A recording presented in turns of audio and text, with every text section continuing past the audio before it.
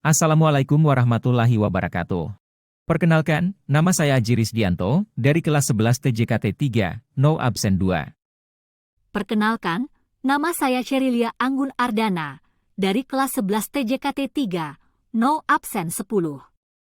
Perkenalkan, nama saya Arinal Izzah Ardiani, dari kelas 11 TJKT 3, No Absen 7. Perkenalkan, nama saya Riana, dari kelas 11 TJKT 3, nomor absen 29.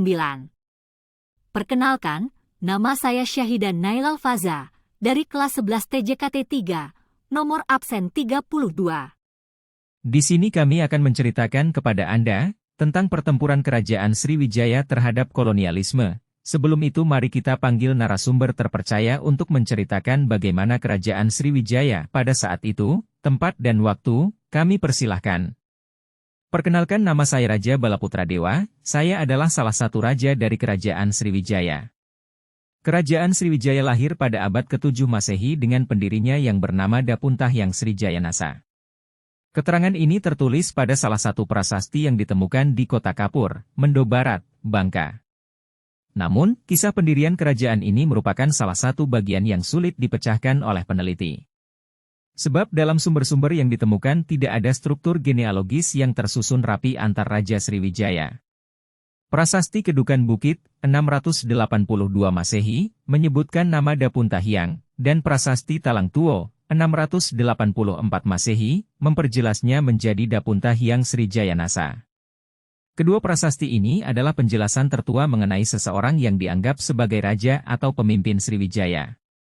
Dalam prasasti Kedukan Bukit juga menceritakan bahwa Dapuntahyang mengadakan perjalanan dengan memimpin 20.000 tentara dari Minangkabau ke Palembang, Jambi, dan Bengkulu.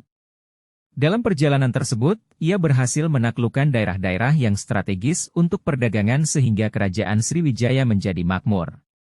Berdasarkan prasasti kota, 686 M, di Pulau Bangka, Sriwijaya diperkirakan telah berhasil menguasai Sumatera bagian selatan, Bangka dan Belitung, bahkan sampai ke Lampung. Bukti ini juga menyebutkan bahwa Srijayanasa bahkan mencoba untuk melancarkan ekspedisi militer menyerang Jawa yang dianggap tidak mau berbakti kepada Maharaja Sriwijaya. Peristiwa ini terjadi pada waktu yang kurang lebih bersamaan dengan runtuhnya Kerajaan Tarumanegara di Jawa Barat dan Kerajaan Holing, Kalingga, di Jawa Tengah yang bisa saja terjadi karena serangan yang dilancarkan oleh Sriwijaya. Letak pasti kerajaan ini masih banyak diperdebatkan. Namun, pendapat yang cukup populer adalah yang dikemukakan oleh G. Coedes pada tahun 1918 bahwa pusat Sriwijaya ada di Palembang. Sampai dengan saat ini, Palembang masih dianggap sebagai pusat Sriwijaya. Beberapa ahli berkesimpulan bahwa Sriwijaya yang bercorak maritim memiliki kebiasaan untuk berpindah-pindah pusat kekuasaan. Sebab para ahli ada yang menyimpulkan bahwa Sriwijaya berpusat di Kedah, kemudian Muara Takus, hingga menyebut kota Jambi. Pertempuran dan konflik Sriwijaya melibatkan berbagai kerajaan dan kekuatan maritim seperti Chola dari India dan Jawa. Salah satu peristiwa penting adalah serangan Chola pada abad ke-11 yang mengakibatkan keruntuhan Sriwijaya. Konflik ini dapat dianggap sebagai salah satu aspek dari kolonialisasi awal di wilayah ini, meskipun berbeda dalam bentuknya. Pada abad ke-13 M, Kerajaan Singasari dari Jawa mampu mengalahkan Kerajaan Malayu yang sebelumnya berada di bawah kekuasaannya Sriwijaya melalui ekspedisi Pamalayu. Di sisi lain Sriwijaya semakin lama semakin lemah dikarenakan persaingan dengan kerajaan-kerajaan dari Jawa. Hingga lemahnya Sriwijaya dimanfaatkan oleh Kerajaan Suhodaya dari Thailand dengan merebut wilayah semenanjung Malaysia dan Selat Malaka. Pada akhir abad ke-14 M, Sriwijaya benar-benar runtuh atas serangan Majapahit.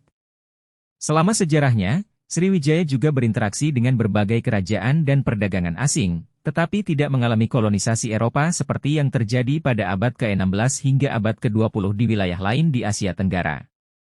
Sebagian besar kolonisasi Eropa di wilayah ini terfokus pada wilayah-wilayah seperti Indonesia dan Filipina yang memiliki sumber daya alam yang sangat diinginkan oleh bangsa Eropa. Jadi, Sriwijaya terlibat dalam konflik dengan kekuatan asing, tetapi pengalaman mereka tidak sesuai dengan kolonialisasi Eropa yang lebih modern seperti yang dialami negara-negara lain di wilayah ini.